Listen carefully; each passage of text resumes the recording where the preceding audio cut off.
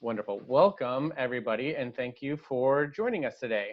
It is a sunny Wednesday afternoon here in Evanston, so I hope the sun is shining wherever you are as well. I am very excited for you to get to engage and chat with and hear from a couple of our alumni from the hybrid leadership program with the MSC. We have with us today Tashira Hull and Allison Finkel. We had originally scheduled for John Demarest to join us, but he was double booked today and had to attend another meeting. But I am excited to spend, like I said, the next half hour or so listening to Allison and Tashira tell us about their experiences.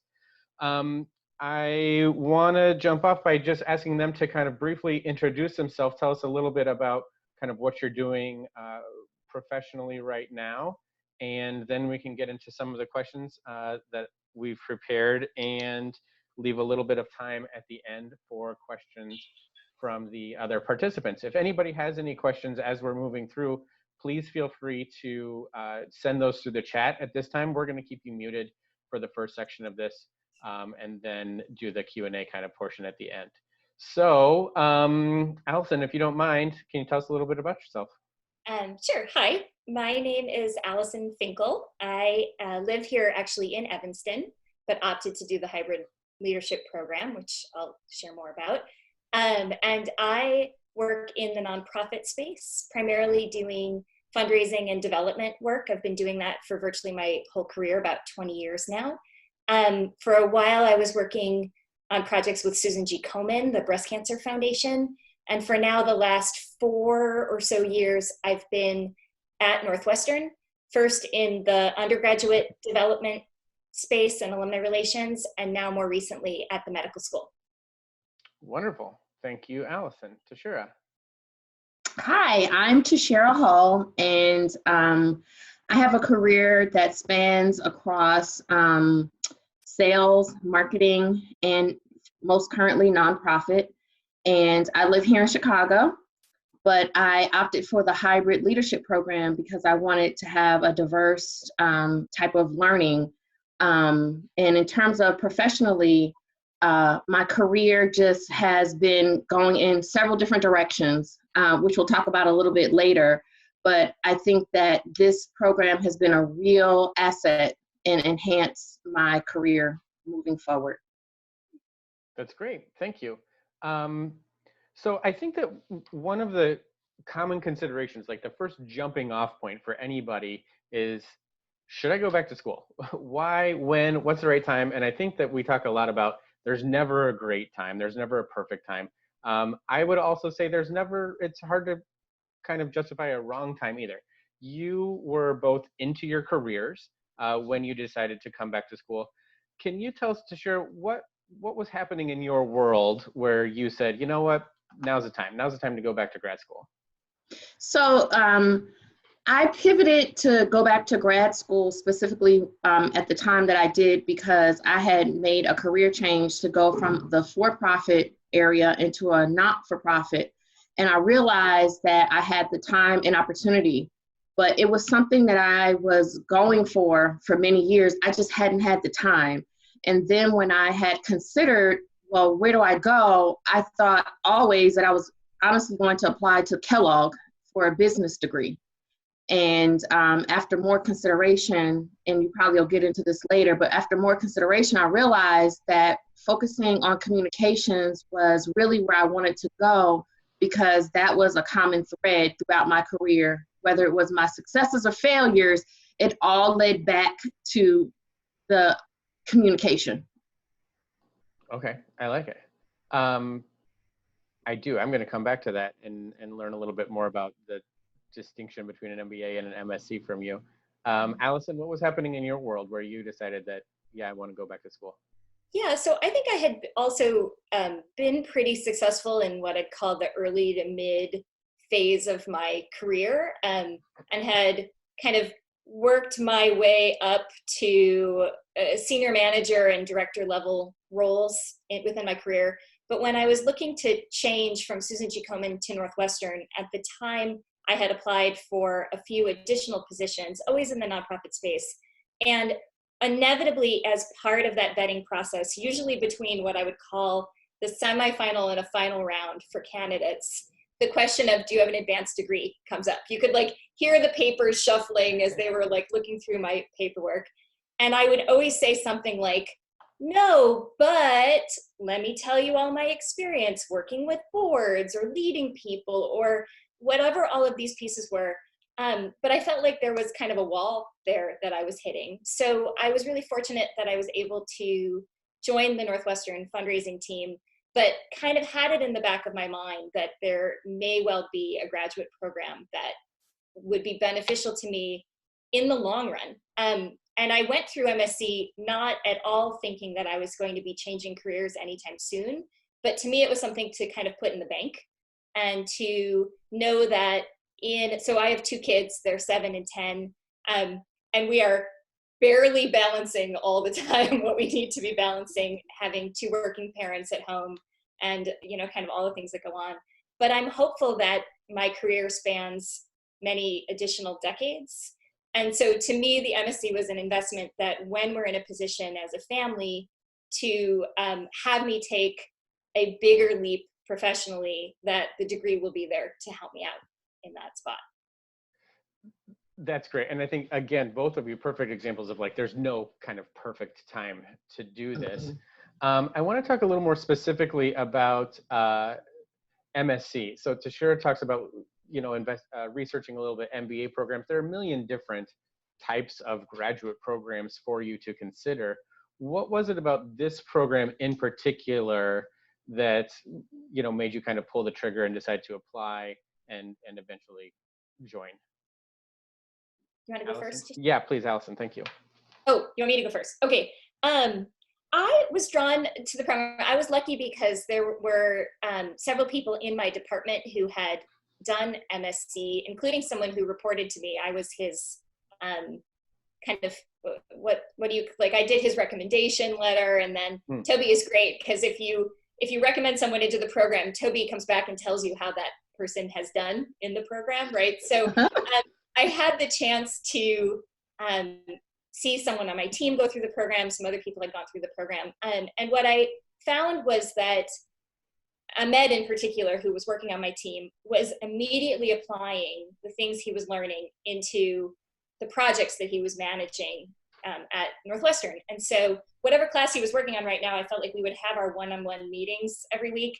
And he would be like, oh, so in so-and-so's class, we've been working on this. And I totally, I had this light bulb moment or what have you. And so I felt like, here's a program that feels relevant in my career. There's really, if you're in fundraising or development, there's not like a master's of fundraising. There's not an exact fit for that kind of work, but it fundamentally uses all of the pieces that you get in an MSc degree. It's about communication, leadership, crisis management, information design is a huge component, how you can relay information to a donor. And so I started to see all these pieces through the work that Ahmed was doing, through other people I knew, and I thought this could be a really relevant opportunity for me.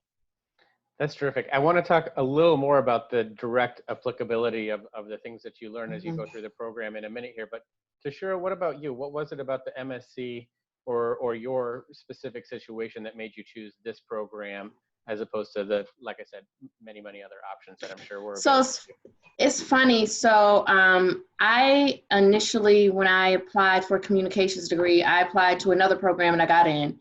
And I had hesitation because it was 100% online. And I felt like I wanted something a little different, and I wanted something that was going to give me the opportunity to interact with people.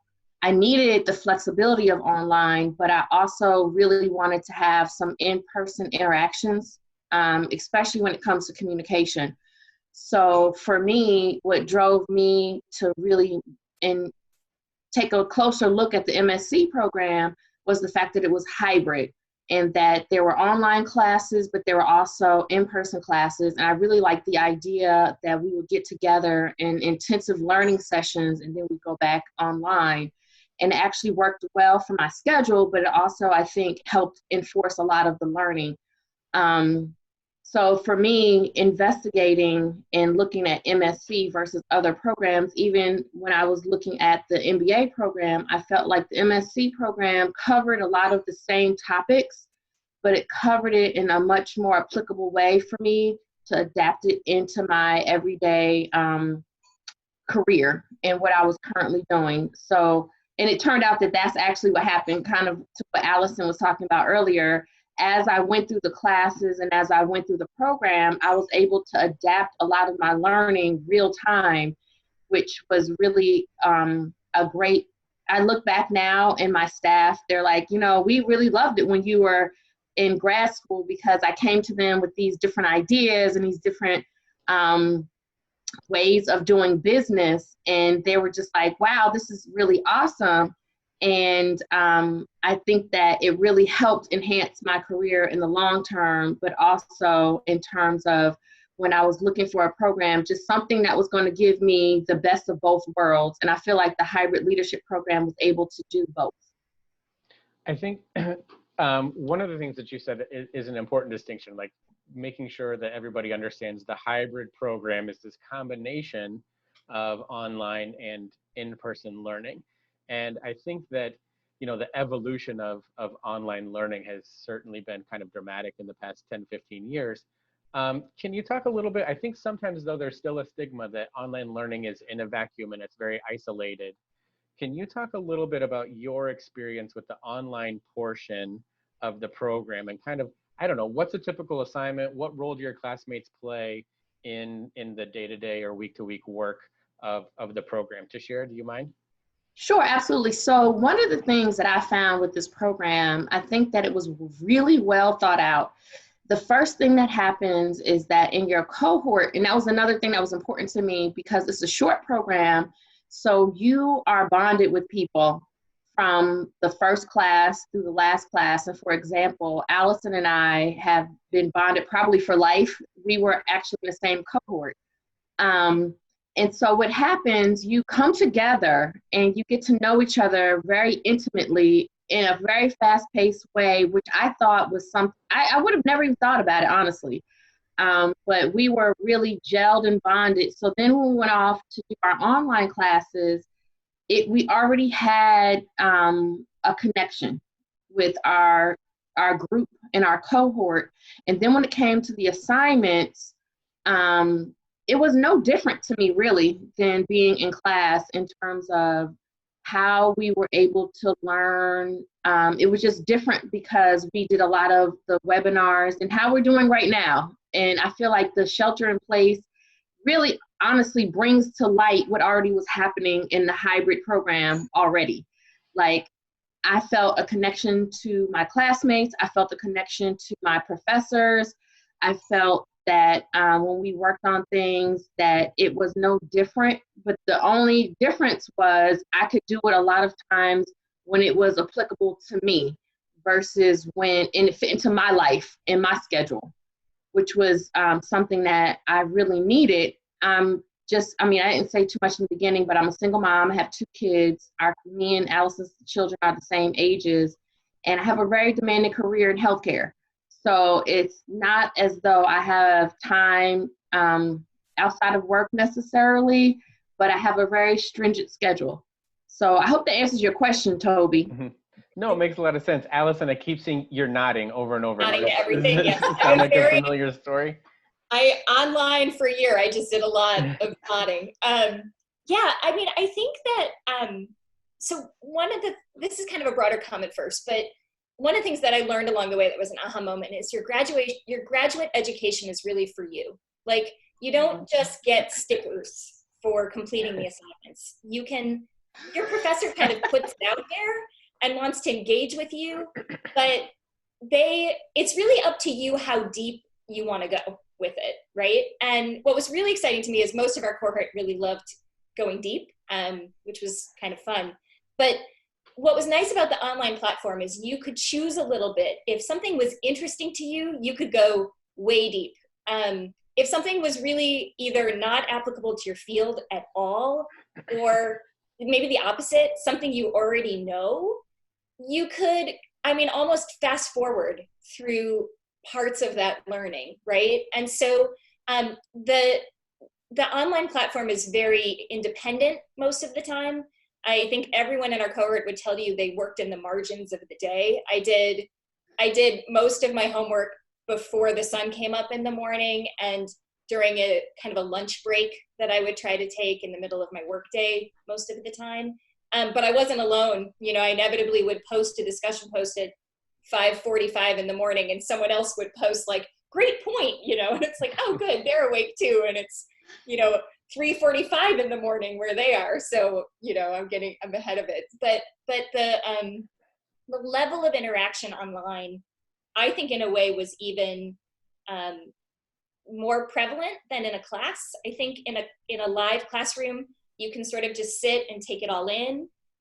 In the online environment, you're really forced to respond. They want you to not only post your own thoughts, but react all the time to many other of our kind of fellow students' thoughts. And so it often made for really rich threads, right? Like I found myself on my phone sort of tuning back into a thread where maybe like from an assignment perspective, I had already sort of completed what I needed to, but it was interesting, right? Or you'd think you were done thinking about something and the professor would come in and chime in with something and take it in a totally different direction from where you were. And I think that was something at the beginning that was really surprising to us, is that all of your professors are also working in the same online platform. Like we posted something and somebody chimed, like one of our, at the very beginning, our first professor chimed in, Michelle Schumate was our first professor. And we were all like, whoa, like teachers on the discussion boards, you know, but it was great. And it really added a richness then to that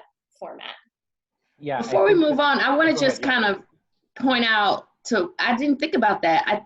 I mean, as you were saying that, Allison, it's so very true. When you're sitting in a classroom, sometimes it depends on your mood. It depends on where you are at that particular moment when someone is discussing something. But when it comes to online classes, it can hit you at a different moment. And when you read something versus hearing it, it hits you somewhat differently. And to your point, like I remember there were certain topics and certain things, and if I was in a classroom, I might have just sort of glanced over it, but because it was written and it was something that I read, I wanted to deep down dive into it a little bit more. And I forgot about that, quite honestly, until you just brought it up. So thank you for that. Yeah, I think that's something that's it's a little hard to wrap our heads around, is that it's virtual learning, online learning, but it really accommodates many different types of learning styles, right? Where somebody says, I'm a visual learner, or I'm a audio learner, or something like that. There's still kind of this mix throughout that helps everybody adapt to the different levels. I liked what you said, Allison, about working in the margins of the day. And it's, you know, the students that come into the hybrid program are largely more experienced professionals who have a lot going on, right? You've got friends, family is one big bucket, work is another big bucket, and now you're adding this school time as well. Tashira, where did you find the time? How did you do it? How did you figure out how to manage this whole new bucket of school? It's funny you should ask that, because now I think back, you know, you prioritize the things that are important to you, quite honestly. And my friends and family wanted me to succeed as much as I wanted to succeed. And so a lot of times when I couldn't participate in certain things when it came to friends and family, and they understood that I was in grad school. And I was able to honestly do a lot of my work, like Allison, early in the morning, and then I would do things in the evening.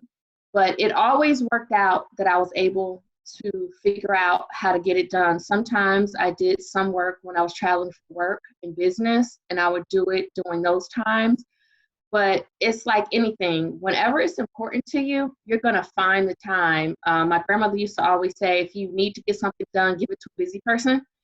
And so I feel like when it came to grad school, I had so much going on and so many balls in the air. It didn't matter. I was able to get it done. And quite honestly, a lot of the curriculum and a lot of the subject matter was very relevant to my everyday work. So it was something that I was excited about. And it didn't really, I mean, it was work, but at the same time, I was getting something out of it. To Allison's point, you get out of it what you put into it, type of thing. Yeah, go ahead. I remember that we used to, we used to feel bad for each other. It would be like, oh my God, your wife just had a new baby. How are you doing this? And that person would be like, wait, you just started a new job? How are you doing this? And someone else would be like, wait, you just founded your own company? How are you doing this? Right? Like everyone was in the same boat.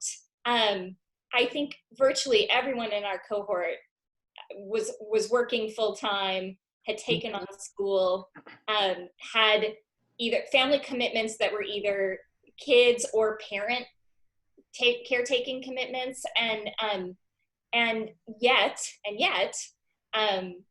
everyone was successful. And I do think there were moments, right? And there's a little bit of like, you can do anything for a year. Like that was a little bit of my mantra too. But to what Tashira was saying too, I think in a way it was easier for me because for that year, if it wasn't work, school, or a family commitment, like immediate family, my answer was no. You know, if somebody was like, have you been watching? No.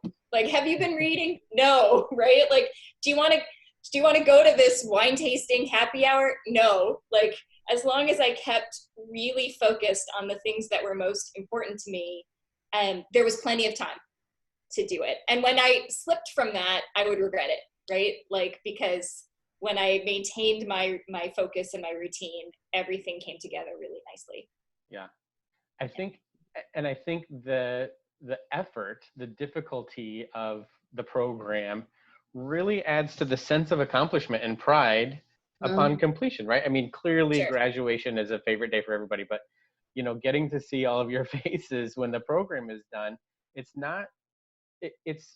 sure there's a piece of relief, but so much pride in what you've been able to accomplish is just really fun and important.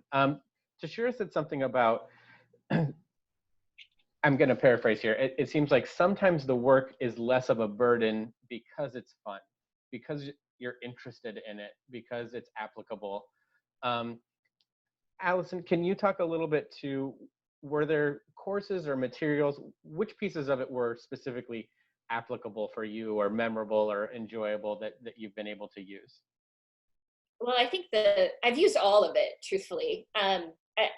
From the coursework, the online courses themselves, to the 3 intensives that you do along the way, and the huge amount of content that comes through the intensives. I mean, off the top of my head, I can rattle off,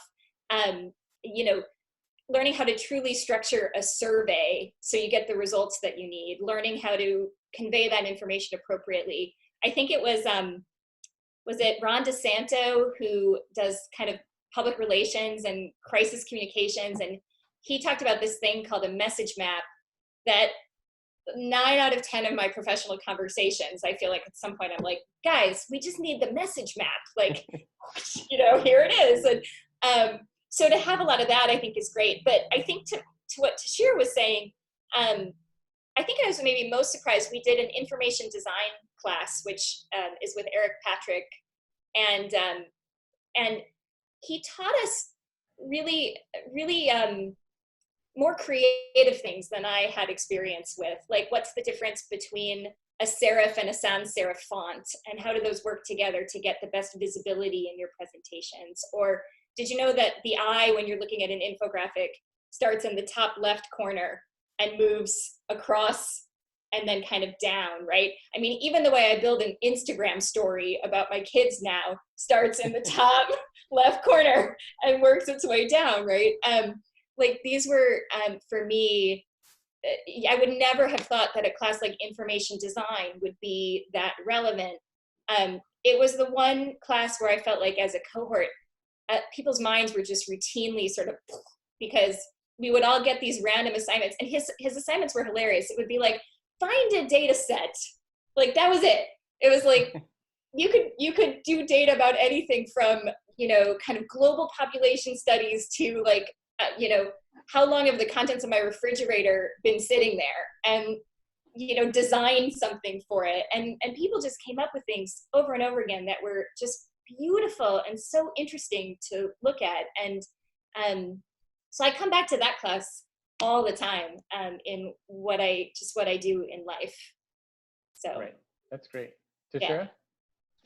So for me, just kind of reflecting on a lot of what you just said, Allison, the learning was so rich and it was so diverse for me.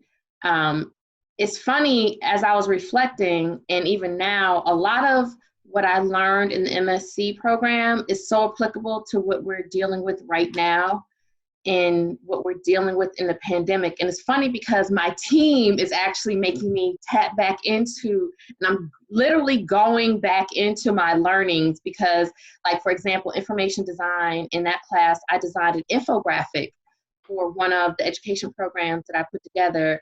And they're like, well, what about the data for that? And we need to update that. And actually, someone on my team is now taking a course about information and data and telling a story with data. And I like laugh to myself because I'm like, girl, you have no idea.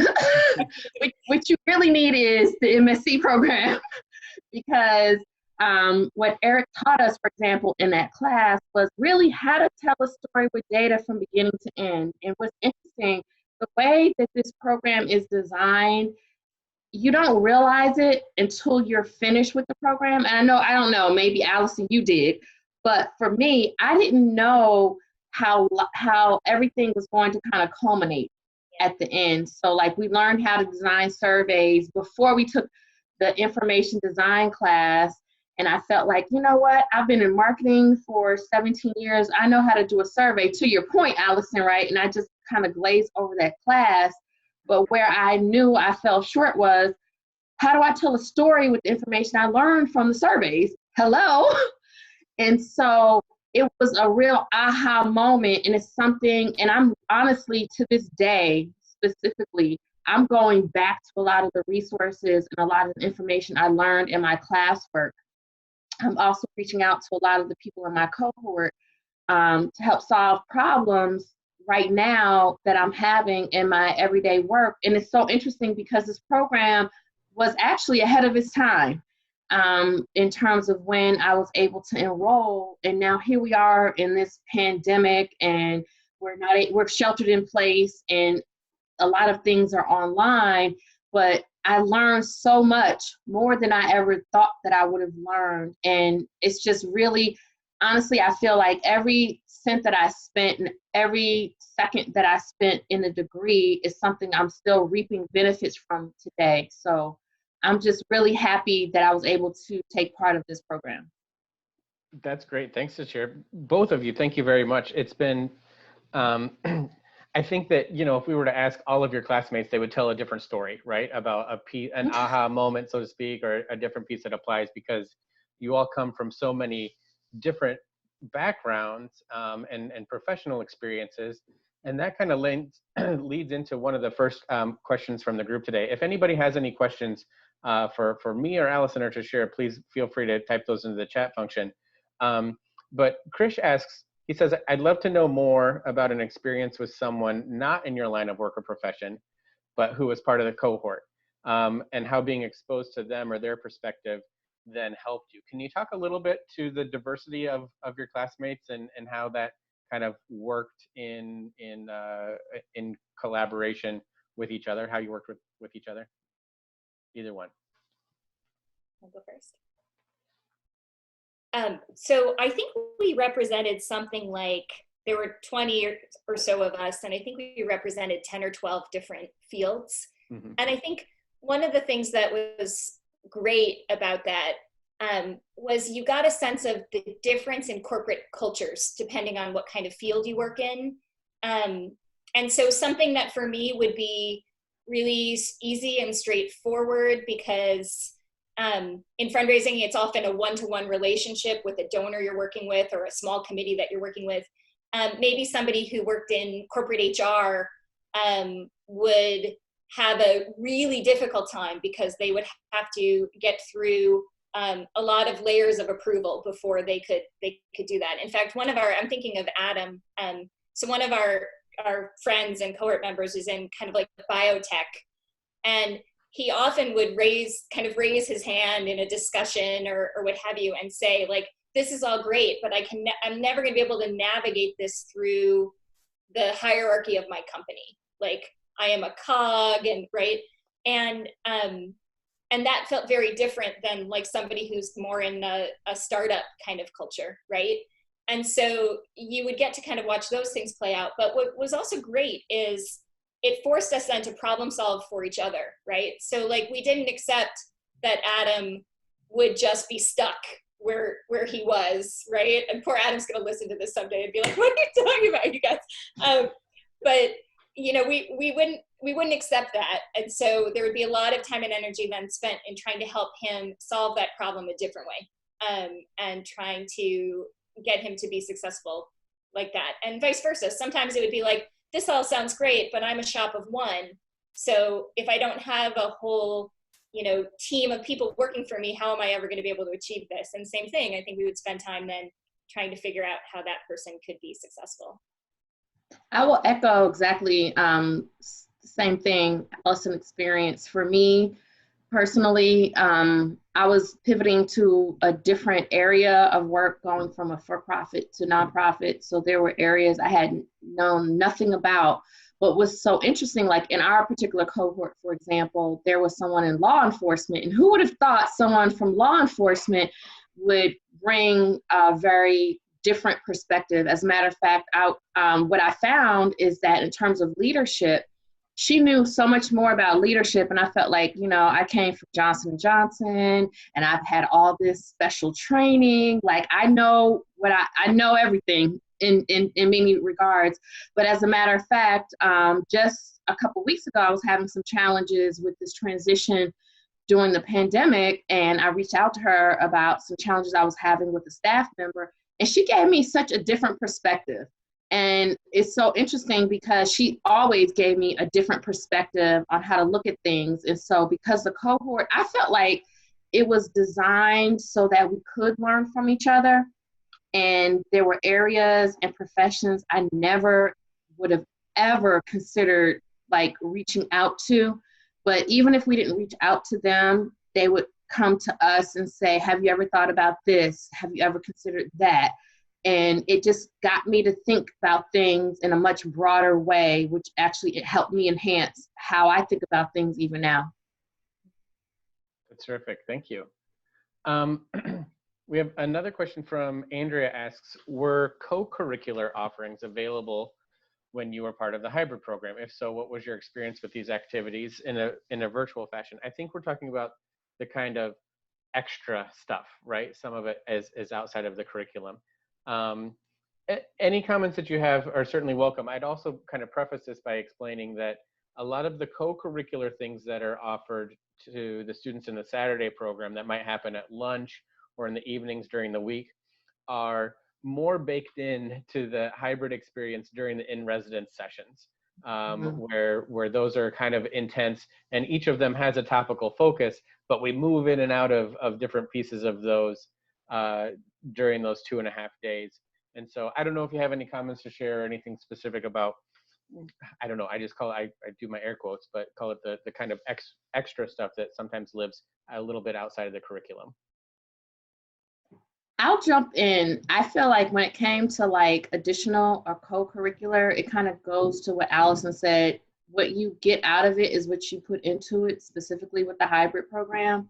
So in certain subjects, I wanted to delve deeper. And so I was able to do more in-depth research or more of a deep dive in those areas. And our professors were willing to do that. So for example, I talked a little bit about surveying, and I felt like I knew a lot of what came with that. So when I reached out to the professor about certain things, she actually was able to enhance my learning with additional activities and things that did not come along with the course. So I felt like the hybrid program was something that I could design more even than the Saturday program, because it wasn't about having these extra things necessarily, but it was about, as I was learning, I was able to get what I needed as I went through the program. And I was kind of smiling when Toby was reading the question, because I was like, oh, by co-curriculars, you mean some of those things that were squeezed in between 7 in the morning and 9 at night when we were together. I mean, the intensives are only, 3 to 4 days, but they are packed days. And so you're and it was nice because you could kind of fully dedicate to that feeling of kind of immersing yourself then in that learning. But in a way, I think it was a little bit more curated for us by Amy or Toby or Randy, because we had such a limited amount of time. And so maybe something came as a morning session or a carousel with 4 or 5 other professionals or academics, where we had maybe 45 minutes or an hour with each of them, where maybe they were spending more time on the Saturday program, but you really kind of got to the heart of what they were wanting to convey, which was really great.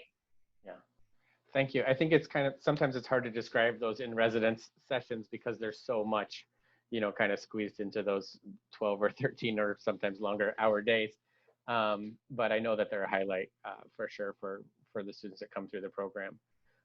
We're a little over time, so I apologize and thank you for your patience. I want to ask for a final word. Any parting words of wisdom or advice to anybody who's getting ready to start potentially this program in the fall? I'll let you rock, paper, scissors, or flip a coin. So I think this kind of, I think I wish that I had known going into it 2 things. One is that it starts earlier than you think, because there's a fair bit of pre-work that kind of appears a bit before you start. And similarly, going into those in residences, you would think, oh, I'm going into this 3 or 4 intense days, but then they'd casually drop into your online portal the entire pre-work that was needed to go into that, right? But I think what was great about that is it eases you in. That pre-work going into it before the program officially kicks off teaches you how to navigate all of this technology. If you I hadn't written an academic paper in 20 years. And so it sort of teaches you again how to do an actual academic citation. It teaches you how to format things. So by the time you get to the actual first class, you don't feel like the technology is going to be foreign to you anymore. So there's some investment up front, but also it's worthwhile. And it does kind of speak to the experience as a whole, which is just that the more interested you are in doing it. And as adult learners, I think it was the first time for me that I really wanted to do it for me, versus kind of wanting to do it because it was a prescribed part of my education, right? And it just offered sort of endless opportunity to do that, kind of as much as you want to do. And it's intense, and it's it's kind of there all the time. Like you kind of forget a world where you don't have these kind of, what was I supposed to be working on kind of moments. But it really, I think, packs a strong punch and culminates in something pretty great. Wonderful. Thank you, Allison. If I were to give anyone advice at this point, if you're on the fence about applying, I would say just apply. And if you're fortunate enough to become part of one of the cohorts going in, just to jump in and really think about what you want out of the experience. I really honestly feel like you would never regret it. Like for me, I wish that I would have done this now so much earlier than I did.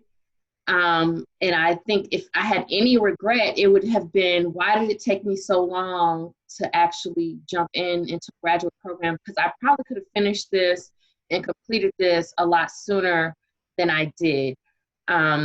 And honestly, the program is a commitment of 1 year. And to Allison's point, like I always would say, at those moments in the middle of the night when I was working on assignments or early in the morning, I would just say to myself, like, you know what, I can get through this. I can do anything for 1 year. So I would just say, don't hesitate. Don't second guess yourself. If it's something you're curious about, at least apply. And if, like I said, if you are able to get into the program, I would say just jump in and see what you can get out of it. Absolutely. Wonderful. Great advice from both of you.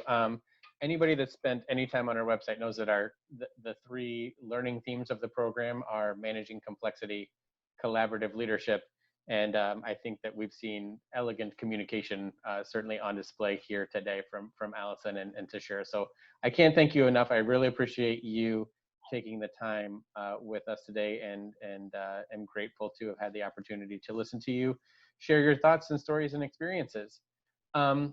We're going to go ahead and wrap up and let everybody get back to their Wednesday. A quick reminder that we have just 2 of these left before the end of our admission cycle. Next week, you've heard us talk a couple times about Dr. Amy Howenstein. Amy is going to be unpacking the curriculum from a philosophical perspective next Wednesday for us, talking specifically about those 3 themes and the outcomes and dispositions that you can expect to enhance as they're related to the curriculum. So that should be very fun to take a deep dive into how the curriculum is designed and what specifically it's designed to do for you. And then in 2 weeks, Professor Randy Iden is going to be talking about sharing some experiences that he's had through the years with students and the kind of transformative nature of the MSc program, and just telling some stories about some of his experiences with students and alumni as he's worked for us for many, many years now. So again, thank you to Tashira and Allison very, very much. I appreciate your time today. Thank you everybody else for joining us. Thanks, everybody. Thank you so much. All right. We appreciate your time. Have a great day, everyone. Bye-bye. Bye-bye.